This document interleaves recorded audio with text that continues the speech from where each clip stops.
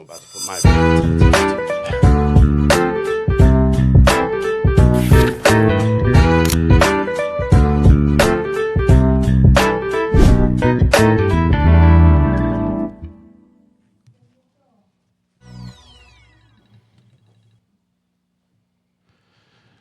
Hey, folks. Good afternoon, good evening. This is Mark LaJoye and the Mark LaJoye Podcast with my co-host, Sarah Smith. Hi, Sarah. Hello. We're back again, aren't we?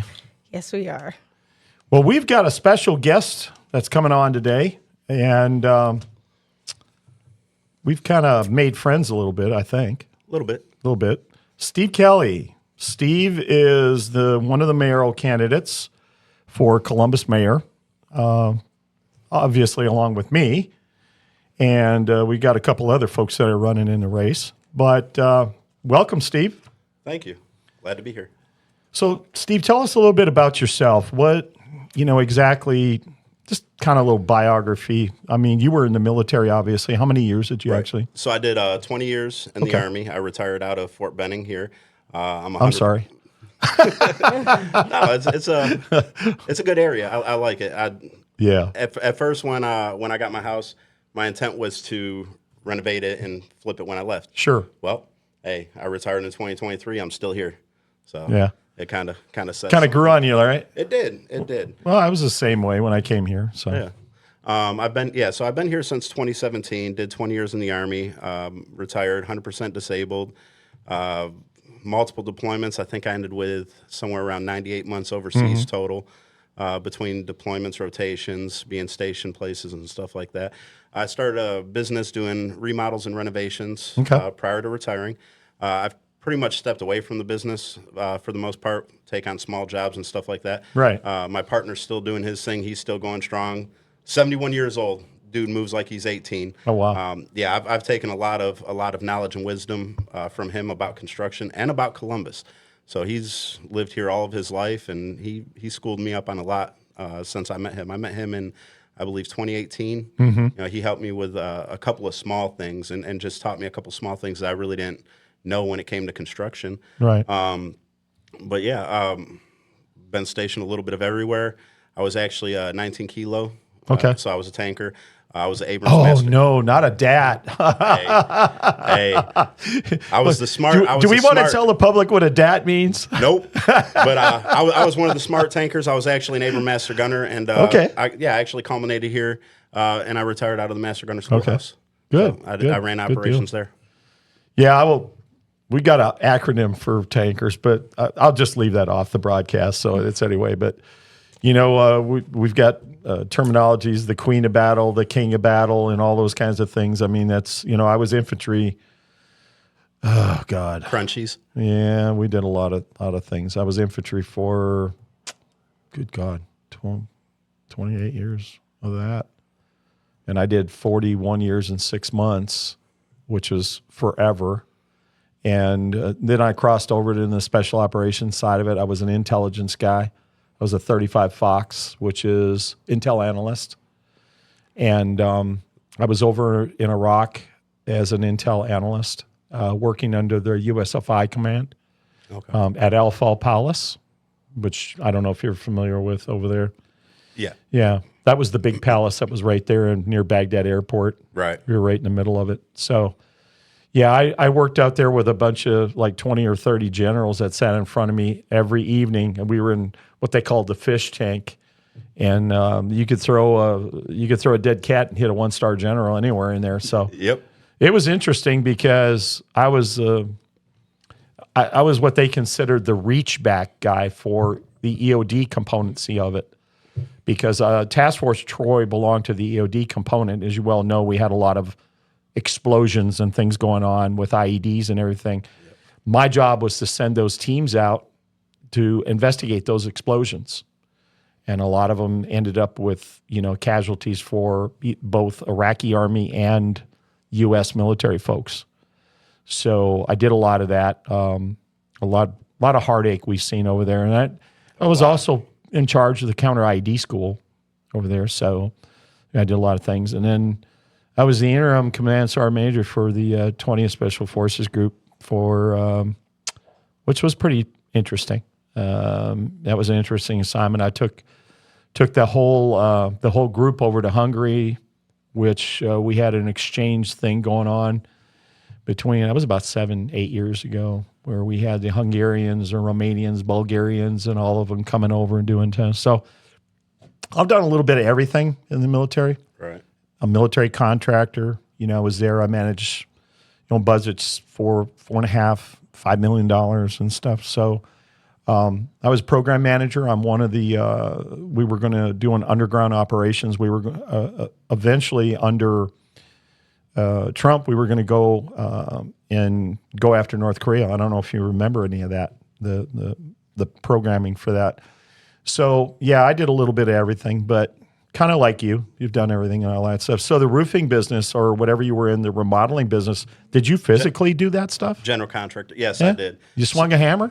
Oh, I did all of it. Good for you. So, yeah, I was actually I was the main floor guy. So I was doing all the flooring. I did almost all of that myself, and a majority of the electrical work. Okay. And then my partner and I, we came together on some stuff. So his focus was paint and framing and stuff like that. But larger framing jobs we came together on. The one thing that both of us did refuse to do is roofing. Because oh God, that's a hard job. I've done that. Yeah, at his age and the way my body is, we already knew if one of us fell, we're not recovering anytime soon. Now, in all fairness, you did have a very illustrious career in the military. Yeah. We did talk about that. And for all the viewers at home, Mark LaJoye served in the Army. Forever. Almost as long as I've been alive. Yeah, I think I got like 7 months on him. But you know what? Just like you, how many years did you do again? 20. Okay, you did 20. Yep, I did the 20. Look, I think anybody that does 20 or above 20 or 27 or whatever, I think kudos to them. Absolutely. Because the thing is with the military guy, we got a hard life. Very. There's a lot of things that go on inside of our life, a lot of personal things and stuff like that goes on, and we get wrapped up in it. And, at the same time that I was serving, I was in law enforcement. Right. So I had the double whammy up there as far as stress is concerned. Yep. And Sarah, she's got a lot of stress. What do you got, like 8 kids, Sarah? I have 4. Oh, but okay. I'm a Thank plain you. civilian. Boring civilian just trying to serve my city, Yeah, Sarah sat and listened to all of our stories, at least my stories. And she was my campaign chairman for the sheriff's program. So, I was running for Muskogee County Sheriff. So she knows a little bit about everything about me and the assignments that I were on and things that I've done. But I give kudos, hats off to any of the military guys that goes beyond, the 20 to over beyond that. You're making a commitment to this community, and it is. And you're doing that by running for mayor. You are my competitor on this side of it. So, but we've kind of made friends in a weird way, didn't we? We absolutely did. You want to talk about that a little bit? And I'm curious. I'm ready to talk about it. Are you talking about when we met at the one meeting? Yeah. Yeah, and I'm also curious to hear about how the campaign trail is treating you. Yeah. It's this is a 2-part question. It's no different than the Army. Yeah. And how that treated me. Very rough. I actually had my first shoulder surgery at 29, and I'll never forget I'll never forget what the doctor told me. And he had a heavy accent, and so when he said it, the way he said it just had so much more impact. I was just like, so what are you really trying to tell me? He told me, he's like, your cartilage, it looks like a 50-year-old's. Oh. With severe trauma. Yeah, they said that about my back. Right. He didn't stop at a 50-year-old's, but then he said with severe trauma. Now, mind you, I'm like 28, 29 at the time, and I looked at him, I'm like, Doctor. I was like, Doc, so what are you really trying to tell me? Yeah. Well, most of your cartilage is dead and this and that. And I was like, well, did you take it out? Did you fix it? Or he's like, there's nothing we could really do. But you don't want to take it out. Yeah. They did clean up some other stuff. That was my first shoulder surgery. So that's kind of how the campaign trail's treating me. Wow. I made a joke. I made a joke with somebody that knows me very well. I have a history of kidney stones. I think I've had kidney stones Oh God, I had those too. 24, 25 times. Yeah, I had them removed. The whole thing. One. I had a stick Actually, I for had one. gallbladder and I had the whole thing removed, but that's God. another story. Anyway. Yeah, so I was at one event, and I felt some. I was like, and I had to stop home for something. Passed the kidney stone. Right back out the door to the next event. Didn't go to the ER or anything. And I made a joke, and I was like, if a kidney stone ain't gonna stop me, Yeah. nothing's gonna stop me on this campaign. Yeah. And then back to the first part of the question. Mark, he was saying your relationship. How we kind of established this Are you half-assed relationship that you and I where got. specifically we met? So me, I'm running as an independent. Yeah. So I go everywhere. I'm at. Well, just remember, it's an independent race now. No, folks, it's a nonpartisan. nonpartisan race. Understand this. Nonpartisan. You Nonpartisan. got it? So it's a nonpartisan race. Yeah. I am truly running as an independent. I don't have backing from either parties. I don't have, big name people in my pockets. The families everybody always talks about. Yeah. I don't have. I'm not getting money from them. You don't want any I money don't. from them. I don't. Well, It's a sellout money. we're going to talk about that Yeah. campaign donation thing too a little bit. We'll so get where into we that. met But was actually at the Republican. yes. It was at the Republican. You were invited. Meeting. All right. So yeah, I've been to Republican meetings. I've been to Democrat meetings. Yeah. And I take some from both sides. Yeah. Both of them are kind of full of it. Yeah. They are. But well, let's just. And I keep it hate real. to say it because I love the Republican Party, but they really are like they've been very surprising, to say the least. Let's just say that. Well, Very kindly, surprising. very surprising. this is considered a conservative broadcast. I'm not going to hold any punches. Everybody knows I ran as a Republican here. Right. But, the bottom line is, and Sarah knows, she's heard this before, was that, at the end of the day, when you really think about it, it doesn't say Democrat or Republican above your house. I haven't seen one house, maybe a Trump flag or something Yeah. like that, that comes out. Biden. And that's interesting because I'm going Yeah. to talk about that.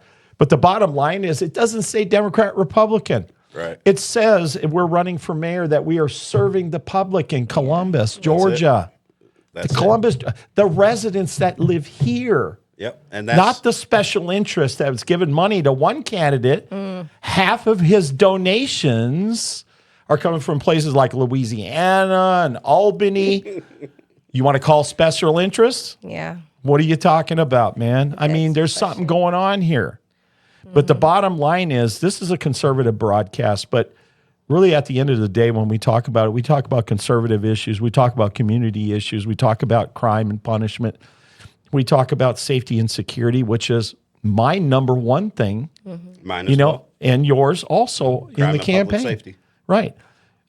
And people go, oh, well, that's not important. We want to know more about housing, the lack of housing. Look, I know you talked about this. That's number thing. 4. I know Well, that's 2 number and 4 on your.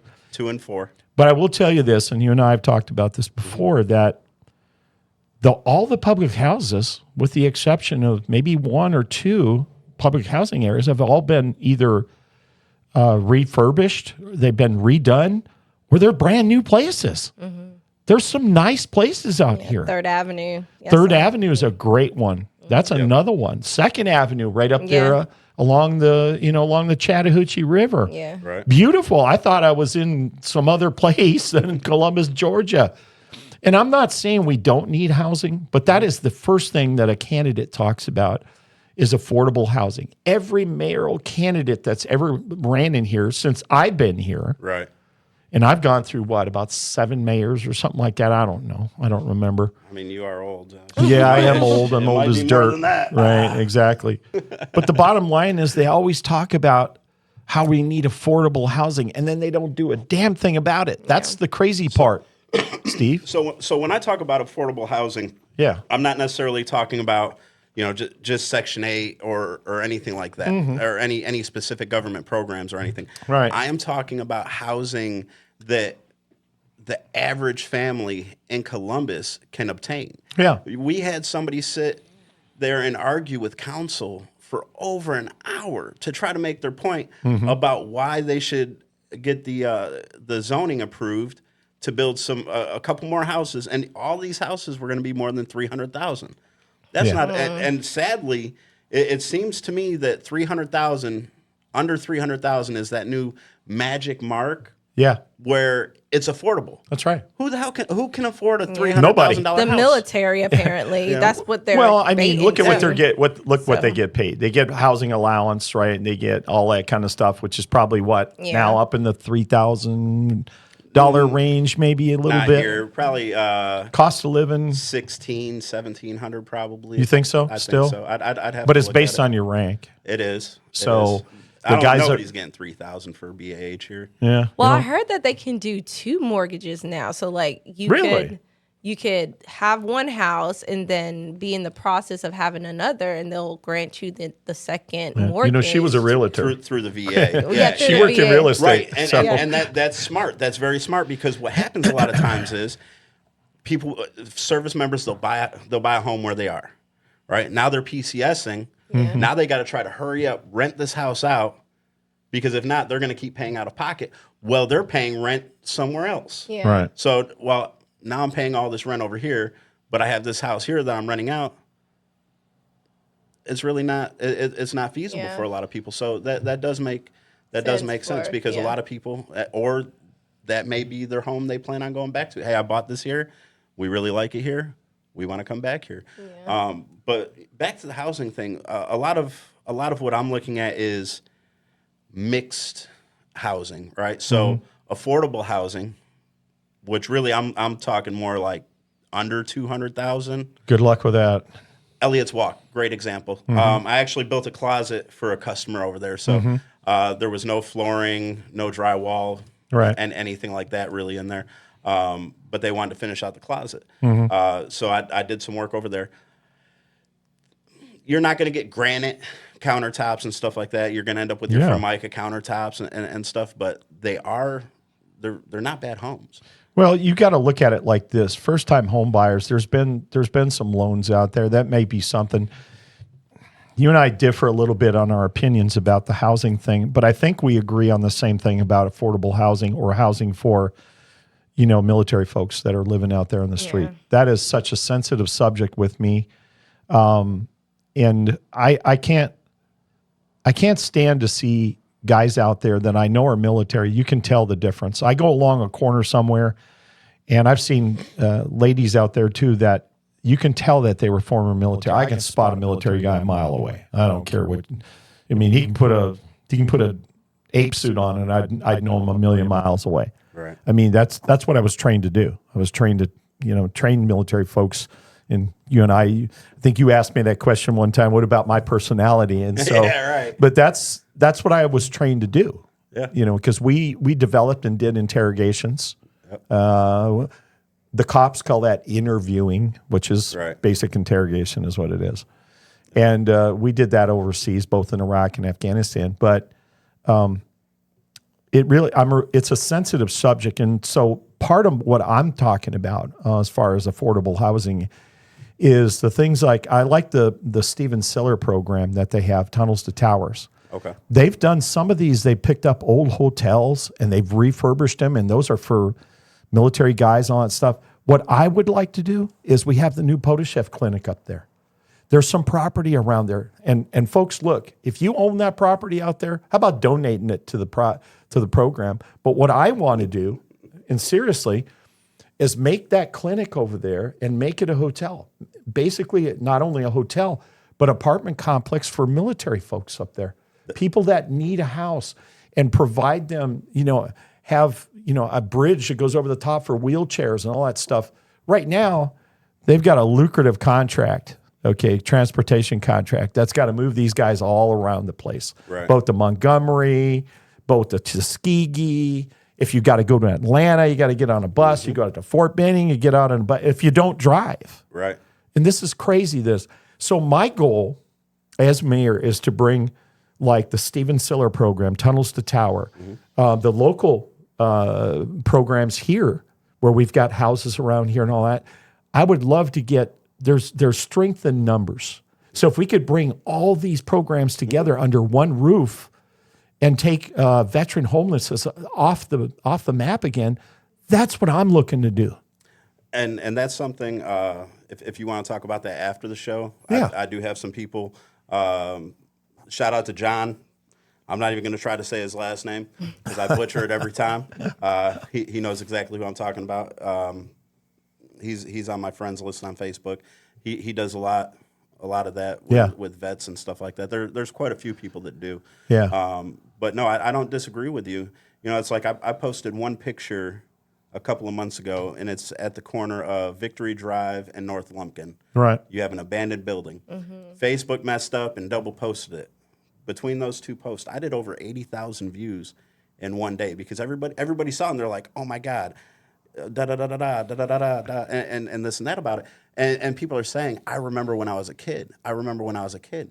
And I was like, "That was the last time it was open, wasn't it?" And they're like, "Yes." Yeah. So this building was left vacant for 20 years. It's decrepit inside. I did peek inside, but we have properties like that all around Columbus. Oh, they're all around Columbus. Especially on the south end. Yeah, absolutely. Thank Yeah. you. And that's one of the biggest parts of my campaign. Yeah. Buena Vista Road. Once you get down there, I'm trying to think of exactly where it is, but you have an old shopping center, and the biggest thing in there is a beauty supply store. Yeah. You have a couple of other small things, but you have a bunch of vacant buildings. Yeah. I've been looking at these vacant buildings. Brown Ave, right behind, I think it's Circle K, right before the fire station. Right. There's it looks like an old small apartment building, all boarded up, empty. Yeah, a lot of sad. these could be renovated. Yeah. They Yes. could be renovated. It seems like they're pushing a lot of, I guess, businesses towards the north end, while the whole, south and east end is being,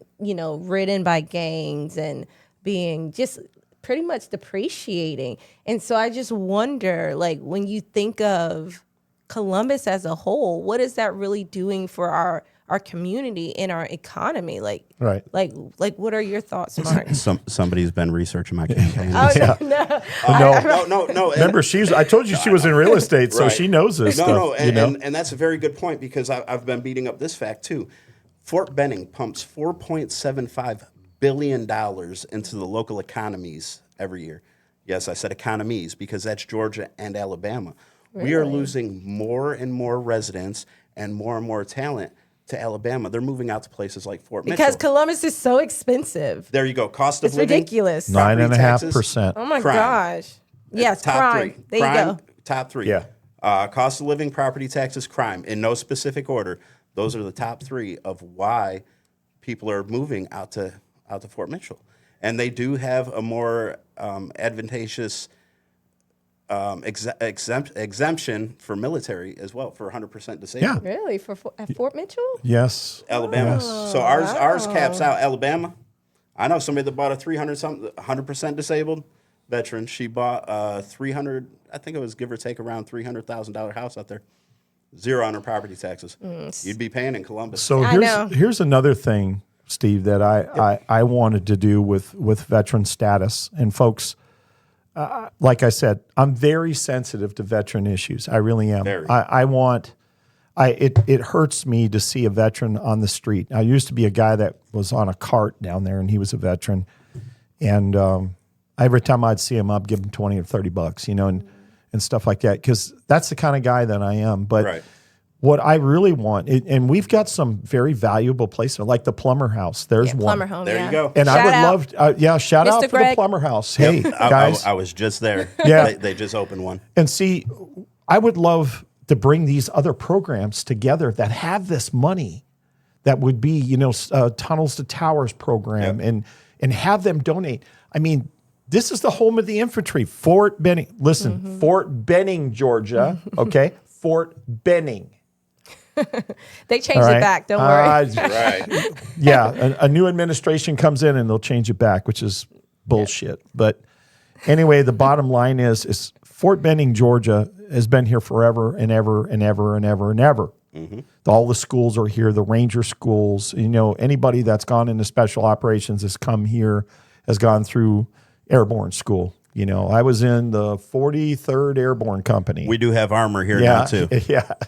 Yeah, it's unfortunate. But anyway, we got armor here. Believe it or not, tank training was here at one time, long time ago, and it got moved to Fort Knox, Kentucky. Yep. which was unfortunate because I went to basic training at Fort Knox. Did you really? I did. I Me did. too. And you remember the movie? What was it? Stripes. Stripes. See, You know that I knew pad? where you were That going. pad they were out there. It was shot at Knox. Yeah. Yeah, that's where we did our drill and ceremonies, buddy. I was on Do that. y'all know how old that movie is? Yeah, I know. No, But the bottom line was this is where we did it. But anyway, getting back on the subject. now Knox was interesting. Oh yeah, Knox was definitely That interesting, now, ooh, yeah, especially Knoxville was very interesting. Yeah, well, But- yeah, that's a conversation for another yeah, time. it is.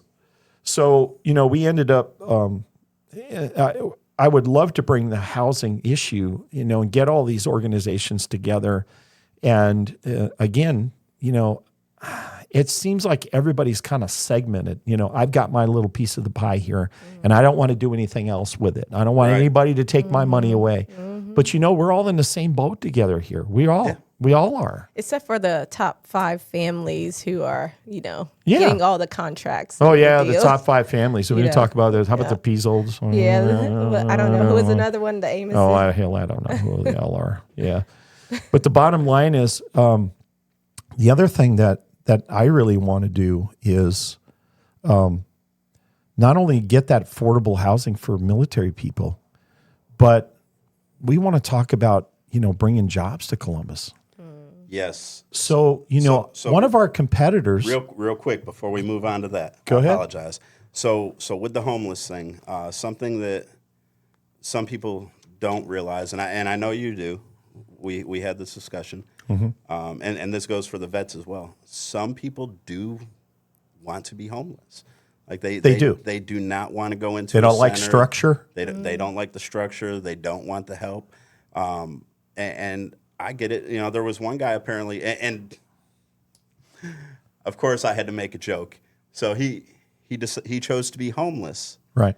instead of having to pay alimony. Yeah. Oh, wow. Oh my God. Hey, I don't blame my him. God. Yeah. How much was it? I Oh don't my blame him. goodness. Yeah. But then some of it is some of these programs they have basic rules that Right. people don't want to follow. You can't take drugs in there. You can't take Yeah. alcohol in there. Hey, nope, not going. Right. Sergeant Katina Williams, they have the community policing. They do a great job with the homeless. They do a phenomenal job with the homeless. She did call me out at one of the Democrat town halls. So I did do an event down on Victory Drive. We did a Feed the Homeless event, and she called me out when we were at that town hall. She's like, "Yeah, I saw you out there."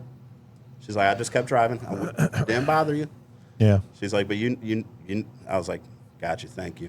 But some of the people that we talked to that day, there actually was a veteran there. Right. He was a staff sergeant when he got out. He said he's fine where he was. He didn't want. We didn't get into it any further than that. And I was Yeah. just like, okay. I mean, let's think about it. You did 20 years. I did 41 years, 6 months, 3 days, and 6 minutes. Okay. Everybody goes, what the hell's the 6 minutes about? I was like, well, that's how long it took me from the ID card facility to get my retired ID card to get out to the front gate. That's how long it took me. But setting that joke aside, bottom line is after spending so many years in the military and the structure that we've been in up to this point, a lot of people don't want to live that structure anymore. They want to stay away from the rules and the regulations.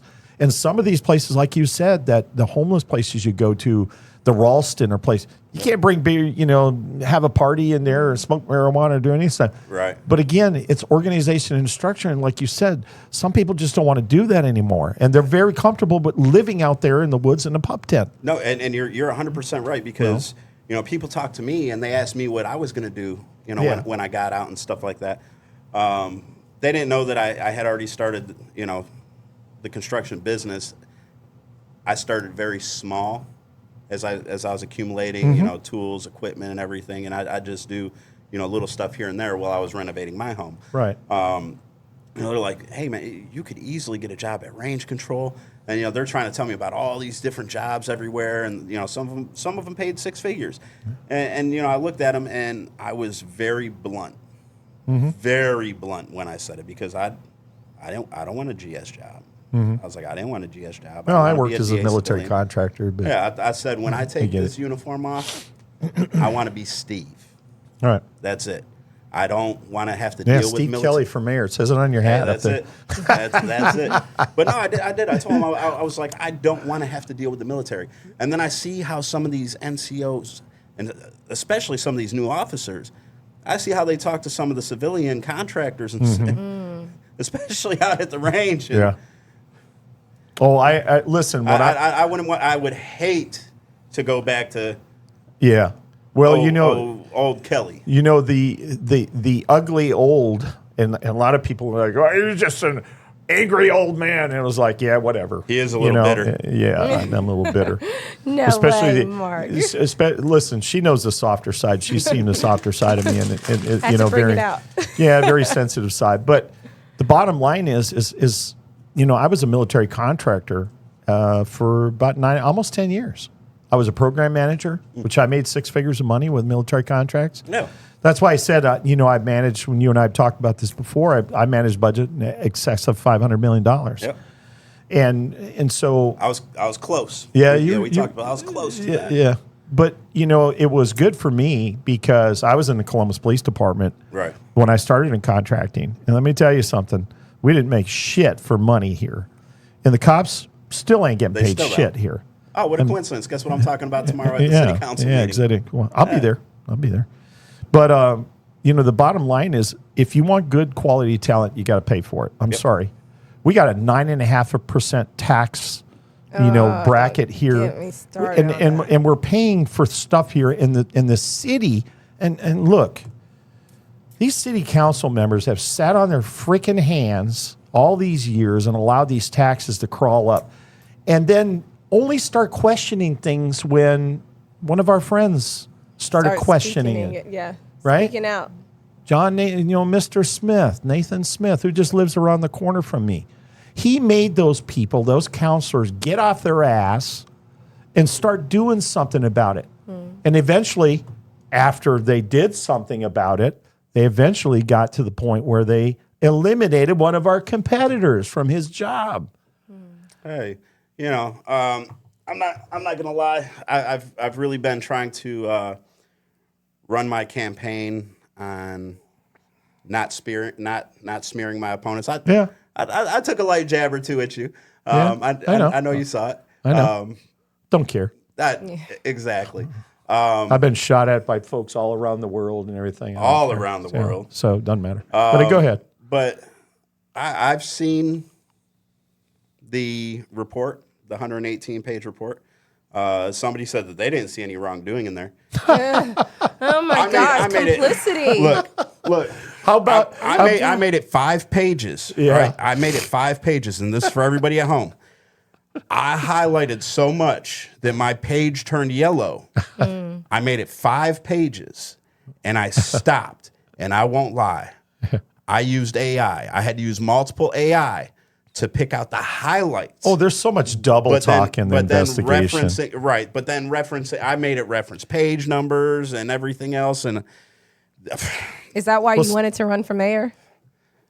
oh, I knew about a lot of that stuff well before. But you know, Steve, when we're talking about that, that is exactly what I'm going to do as a mayor. I'm going to reopen those investigations. Yep. I don't care about the statute of limitations because I talk about transparency. I want to make sure that everybody knows what happened in the finance department. Yeah. I want them to know what was the obstruction charge? What was the reason that were they physically hiding records? Were they shredding records? $47,000 in checks for sure. Exactly. The city was supposed to get. Right. They never cashed. You see, Never. there's what the public needs to know. Yeah. But you're talking about it. I'm talking about it. But nobody else in this campaign is talking about it. My thing is a full forensic audit, and not by anybody internal. yes. Not from anybody Yes. in Columbus or Atlanta or surrounding Columbus. I don't trust it. And and in addition to that, I want to look at all of the executive positions, as Skip called them, all the executive positions, because that's one of the things he said when it came to compensation when they were doing the city manager search, they needed to look at compensation. Oh. That compensation's Oh. pretty good, and Oh. it's online and a little bit higher than cities that are Do comparable. you know about the city managers? There's only 4 in the state that have double city managers. We're the only ones that have 2 assistant city managers. The rest of them have 1. 4 in the state. 4 in the state. And IH was probably one of the top 13 in the state that was paid the most money. Wow. It's ridiculous the money that he was getting. What do we spend? Almost 600,000. I think it's close to 600,000. It's definitely over $500,000. Yeah. 3 positions. Yeah. City manager, deputy. And Yeah. here's the thing. A You've got complete audit. two. You've got 2 deputy assistant or assistant, whatever the hell you want to call them, city managers. Really? And this guy's getting paid this exorbitant amount of money, and he's got 2 assistants and still can't do his job. Hey, look. Come on, man. Hey, Skip said the 2 of them are doing a good job. Let's not talk about Skip Henderson. If they were doing that great What of a a job, disappointment. one of them. And I really wanted to like one of them him. should take over. You know, I wanted to like I Skip really Henderson. I wanted really to did. like In his him. first term in office, I actually voted for this guy. I actually voted for him. Boy, was that a huge mistake. And then the second time he runs around, and him and John Anker against each other, he just totally went schizoid. I mean, he went the opposite. He did a 360-degree turn and went 180 the other direction. Now, speaking of John Anker, I did wanna not talk know. about him. I did not know he was going to do what he did. I did. And I mean, I did. I led right into it.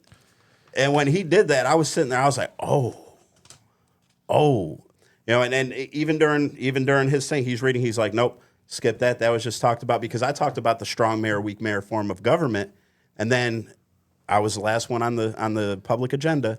He took a point of personal privilege, and he went in. Now That was controversial.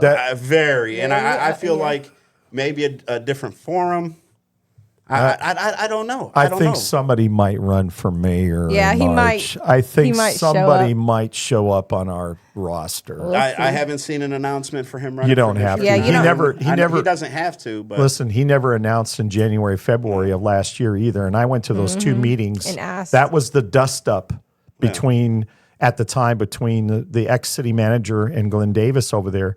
Oh, that was an embarrassment. I mean, the athletic directors came up there, right? Because they overheard the fact that the the sports authority was going to take over all the functions, right? Right. They thought they were going to lose their job. They really seriously did. They came up there and they said, well, we would just like to know if we're going to lose our job, the directors. And Glenn Davis said, no, you're not. You're not. Why didn't the city manager, why didn't he go see his directors and said, look, you're not going to be missing your job. Your job is protected. I know we don't want to talk about this, but this is what's going to transcend into the mayor's office if he's elected. Yeah. But Incompetence. So here's my thing, and a lot of people don't understand. When I say strong mayor, weak mayor form of government, that is not a shot at the mayor. No, those are the 3 categories that mayor. Right. So you have strong mayor, weak mayor, right? Right. So your strong mayor is where it's mayor, council, department heads. So the mayor actually oversees all the departments. Yep. They're the one that pitches the budget and everything else. The weak mayor, it goes mayor, council, city manager. Right. That is how our government is designed. So therefore, us not having a city manager in place, they said those 2 are doing a great job. Well, if they were doing that great of a job, why aren't they pushing for one of them to move up Right. or so on and so forth? Just stuff that I'm looking at. And I did follow up on a request today. So I did speak about the pause, and I'm not letting go of it. There is a lot of information that I requested that I still haven't received yet. Yeah, my So hand, she takes forever. Yeah, I did a phone call. It's been over a month. I submitted my original request December 1st. I luck. got the first piece that I told them. I was like, this is the most important. And this was before I spoke in front of city council. Wanted the contract costs and stuff like that. You know what it doesn't say in the contract? It doesn't say that if we stop the search and start over again, do we have to pay again? According to what I read, it says that the organization they hired says they'll pick it up from where they left off at, and we won't have to pay an additional fee. So where did you see that? Because It was written inside. I did a search engine on the computer, and I was looking up this city manager search, and it came up. I think it was on a Ledger or article or something around that nature. But look, here I have the contract. Right. I have the contract, and I have all of their stuff. It's like 16 or 18 pages or whatever. But what it does say is, if that person doesn't make it through the job for X amount of time, then they'll redo the search at no cost. Yes. I didn't see anything else in there. That's kind of what I read from one of those articles that I had read. Right. But listen, the historical part of Columbus, Georgia, you haven't been here all your life, and I've been here a good portion of it. And I can tell you right now, contractors come here if they want to get paid. Okay? You mean like the $580,000 we paid for the internal audit that we're talking about Thursday? Yeah. And look at our illustrious library over there. Oh my God, you don't know anything about those costs. $3,000 couches, $3,000 armchairs, and let me tell you, that was a mess over there. The contractor would come back and say, "Look, school board, costs just went up in our construction house." Wow. And we need, and they were just writing checks out and writing them out and everything. Emergency purchases. Yeah, emergency purchase. And then you right? can't forget about the $50 million Oh baseball my God. park. Yeah. Oh yeah. my God. Yeah. See, and that's one of the great things. So I promise I won't put a knife in your back. During my undergrad and during my MBA, well, guess what? A lot of the classes I took were accounting. Yeah. So yeah, when I look at it, and that's like, can you tell me where the pottery shop is? No. Did you know we have a pottery? Did you know we have a pottery shop? We pay over $150,000 a year for a pottery shop. I think when I first looked at it years ago, and this is when I first started pulling this. Is it over there by the baseball field over there? I don't know. I think I know where it is. It's over there by the baseball field. That's right over where Home Depot is, in that area. You know the baseball field that's there? Yep. The park? I think there's a pottery shop in there because I've walked by there one time. Is it worth $150,000? No, it is not. It's not worth $50,000. But and I don't even know how many people are in the program. To be honest with you, That's like the golf courses. How many public golf courses do we have? I know you know the One. answer. I thought two. We have. well, yeah, we do have two. we have You're two. right. Yeah. We have Bull Creek and Yeah, Oxbow. Bull Creek and Oxbow, and we have And Country Club. Is that private or is that? that's private. That's private. No, there's crap. The one on Lake Bottom. Three, isn't there? no, I think there's only two. Okay. We used to have one in Bibb City, but I think that was privately owned. The Bibb City Golf Course, I think Yeah, that was only those are the 9 two holes coming or ahead something. to my head. And you got Oxbow, Right. and you got Bull Bull Creek. Creek. Oxbow, Bull Creek. I think that's it. I thought there was one more. I think that's it. Anyways, did you see how much money we waste on that? I can only $5 imagine. million. My first Republican Party meeting is Skip was saying he was giving $5 million to the golf courses. When we have two country clubs here, we have Country Club of Columbus. I was a member there, and we have Green Island. Yeah. I was a member there. So I've dropped out of Triple C during COVID. Sitting here paying all this money every month for what? Like you can't go there. Yeah, you could pull up and get some food and drive away. No, just not worth it. So then I ended up joining Green Island. Post COVID. Very nice golf courses, and we kind of ran the numbers on it. Who really cares about golf? What percentage of the population? I don't know, but I know this community is pretty strong on golf. I know that. Look at what they're spending on the clubhouse for Columbus State University. But they're probably members at the country clubs. Yeah, that's what I'm saying. It's for members. Was it 50 million that I just read? Was it 50 million? 5, I think. No, I think it's more than that. Maybe it's wrong, folks. I'm not sure, but A 5 is in my head for some reason. yeah, I know there's a 5 involved in it. But Yeah. I might, because I posted it somewhere on my Facebook, and I said, "Oh my God!" Look, I mean, is it made out of gold? Just so everybody knows, if I get a figure wrong, Yeah, I apologize. I don't have my notes in front of me. I've been looking at so many figures, numbers, dollar amounts, and everything since I first filed my DOI. I'm like Rain Man when it comes to numbers. Like I really am. Yeah. But it's just there's so much, and the further you go down this rabbit hole, and the more you look at stuff, that's just like this is a perfect segue into what you were talking about. We need to bring medium and large size businesses and corporations here. It is. And one of our competitors, she always talks about small business. And look, I get it. The problem is with small business, they drive all the taxes. They're the ones that are paying the majority of the tax. But how many smoke shop, vape shops do we need? How many freaking convenience stores on every corner do we need? We need another convenience store every block in Columbus. Perfect example, Forest Road. I live right off Forest Road. Yeah. And I've become so oblivious sometimes to like what they put there, just because it's just like da-da-da. But the one part, so if you're coming from Macon Road and you turn onto Forest, you go down, you go through the light. You have the tire shop there on the corner. You have a convenience store. Right. You have a Family Dollar across from it. Right after that, you have a Sunoco gas station. You go down the road a little bit more. Now you have another gas station, and I mean just a little bit more. Like you go over those railroad tracks right by Wellborn, I think it is. You have another gas station. You go down a little bit more on the right. I think you have another convenience store. Then you have the Advance, and then you have a Circle K. Okay, so those are convenience stores. Who was it? I think it was me and my son. We were talking about chicken places. Oh. And you got, was it Carnes that's opening up or something? Well, there's a whole bunch. How many Canes. Canes. Okay, I'm sorry. It's good. Canes is good. I'm not saying it ain't good. Yeah. I'm not Jim and saying Nick's any is a of these good places chicken ain't place. good. But where they're putting it, there's a reason that Taco Bell moved. Yeah. There's a reason the business that was there after that Taco Bell didn't survive. It's a horrible location. Trying to get in and out of there, they'll find out. But my point is, on Whittlesley Boulevard, from the beginning to the end, and within about 2.5, let's say 3 square mile area, we got like 9 chicken places. My How friend was many talking more? about that.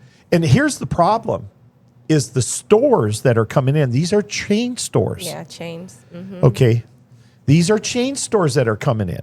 How many more chicken chain stores do we need in Columbus, Georgia? I know. And here's the problem, Steve, and we've heard this complaint from some other people, Right. some restaurant owners, is they're putting the small restaurant owner out of business is what they're doing. Because they're being taxed. Hell, the city's putting them out of business. I'm sorry to cut you off. The city's putting them out of business. Yeah. Look at what the Spiderweb has done. Yeah. All right, so that KFC that was there, that used to be owned by the father of the guy who had the muffler shop that just closed down because of the construction. So before the dad passed, I don't know if the family still owned it, but his dad owned that KFC. Well, that KFC went out of business. He shut his muffler shop down right there on Morris, right by Buena Vista.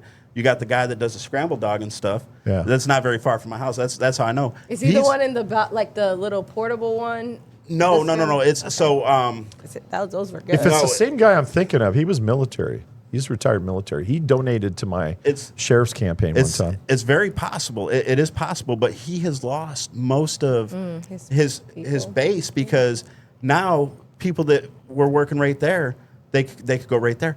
It takes 15 minutes to go around. So for me to get to my in-laws' house, a simple drive that used to take me 6, maybe 7 minutes, takes me 15 now. Wow. So I don't know how long they're going to survive. And then you have...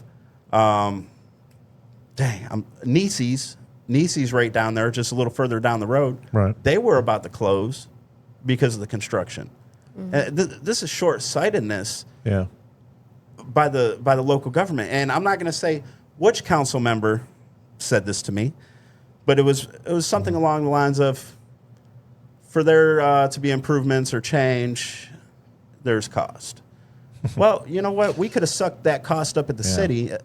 I've been around construction all my life. I have too. Like since before I was a teenager. Yeah. My dad, he started doing driveway sidewalks and all that stuff when he was 11. My dad was in construction. Yeah, so he's bridges, highways, runways, all of it. Like all of Rochester, if there's a highway there, the man probably paved it. Yeah. Same thing for the runways for the Rochester International Airport.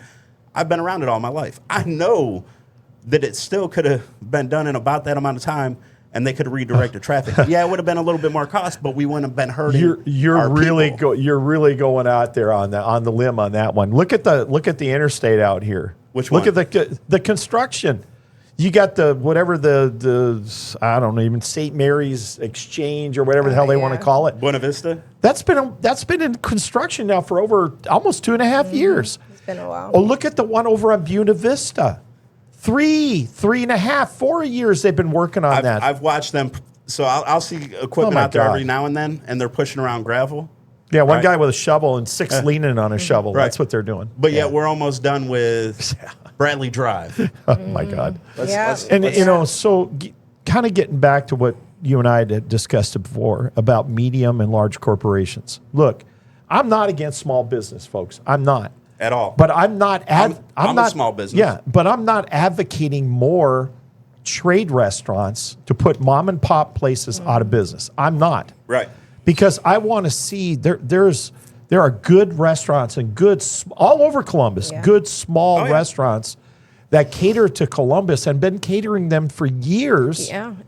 And these chains or trade stores or whatever they call them are putting them out of business. Yeah, and that's another thing. It's like the regular stationary stores that have been here for decades. Yeah. They don't get tax incentives, and I've heard that a lot of these new chains, they are being incentivized through tax That's interesting. deductions. And they are.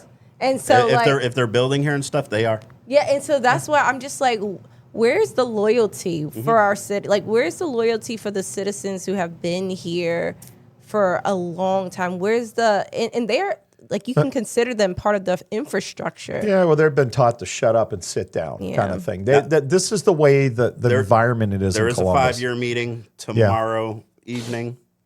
They're going to start talking about a lot of that, and they've opened it up to the community to get input and stuff like that as well. But no, I agree. I agree with both of you are saying.